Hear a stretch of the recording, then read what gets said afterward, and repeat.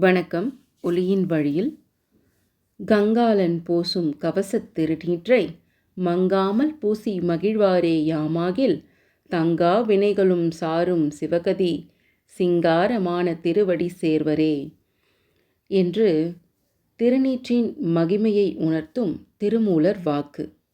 நீரில்லா நெற்றி பாழ் என பெரியோர்கள் சொல்வார்கள்.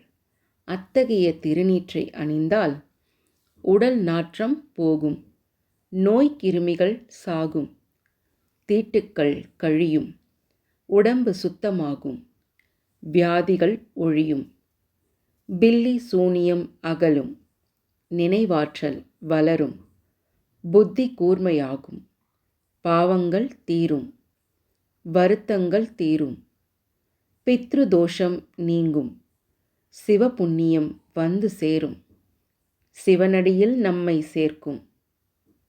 திருச்சிற்றம்பலம். நன்றி.